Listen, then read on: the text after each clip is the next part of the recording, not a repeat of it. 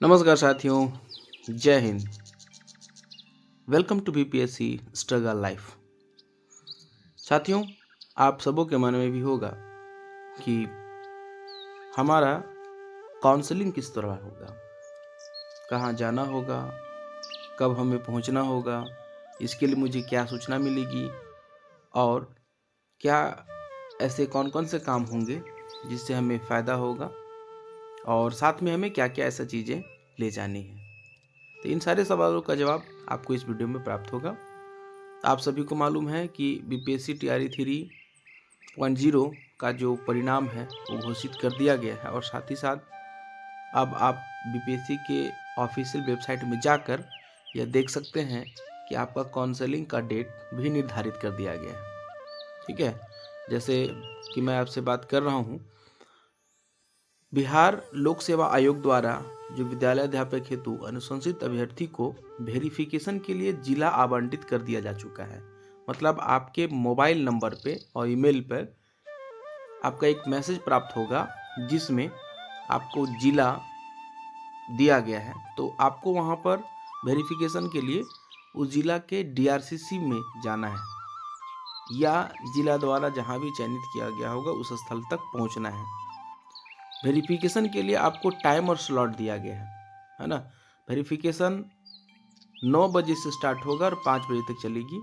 आपको अपने स्लॉट में ही जाना है। जैसे कि आप यहाँ देख पा रहे होंगे कि वेरिफिकेशन 5 स्लॉट में बांटा गया है। पहला स्लॉट 9 बजे से लेकर के 10:30 बजे तक है और दूसरा स्लॉट 10:30 से 12 बजे तक का, तीसरा स्लॉट 12 बजे से 1:30 बजे तक का, चौथा स्लॉट 2 बजे से 3:30 बजे तक का और पांचवा स्लॉट 3:30 से 5 बजे तक का है। ठीक है, आपको बता दिया जाए कि वेरिफिकेशन का जो तिथि निर्धारित है, मतलब इसी तिथि के बीच में आपको जा कर के कराना है। अगर आपका चयन मूल कोटि के शिक्षक 1 to 5 में हुआ है, मतलब बीपीएससी टीआरई 3.0 में आपने 1 to 5 में सिलेक्शन पाया है, तो आपका जो काउंसलिंग का डेट होगा वो आपके ज़िले में 21 तारीख से लेकर के 25 तारीख के बीच होगी। अगर आप स्नातक कोटि के शिक्षक हैं, मतलब ग्रेजुएशन लेवल के 6 to 8 क्लास के शिक्षक हैं, तो आपका काउंसलिंग का डेट 27 जनवरी से लेकर के 29 जनवरी तक होगी। अगर आप 9th और 10th के शिक्षक हैं, चाहे वो किसी भी विषय से हो, तो आपका डेट 30 तारीख से लेकर के 1 तारीख तक की होगी। और अगर आप हाई स्कूल के शिक्षक हैं 11th और 12th क्लास के, तो आपका जो काउंसलिंग का स्लॉट होगा वो डेट होगी वो 4 फरवरी से लेकर के 5 फरवरी तक होगी। ठीक है, तो साथियों, सबसे पहले आपको अपने आवंटित जिलों में आपको उपस्थित होना है। ठीक है, तो आप अपने ज़िले के स्लॉट लिस्ट में जा कर के और वहाँ पर देख सकते हैं, है ना, कि किस स्लॉट में किस तिथि को आपका नाम दर्ज है और वहाँ जा कर के वेरिफिकेशन स्थल पे, मतलब ज़्यादातर जगह पे आपको डीआरसीसी में दिया जाएगा, तो वहाँ पर आपको समय से उपस्थित होना है। और ये आपका निर्देश ऑफिशियल वेबसाइट पर भी उपलब्ध रहेगा या आपके मोबाइल पे एसएमएस के माध्यम से प्राप्त होगा। ठीक है, आप जिस भी ज़िला से हो, बिहार के 38 ज़िला में से जिस ज़िला में आप होंगे वो ज़िला का स्लॉट वाइज आपको लिस्ट मिलेगा, डेट वाइज मिलेगा।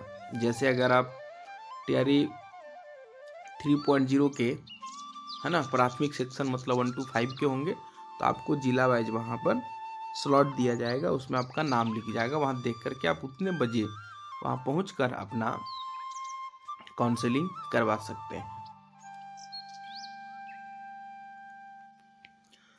अभ्यर्थी टाइम स्लॉट के अनुसार काउंटर पर उनका नाम खुलेगा।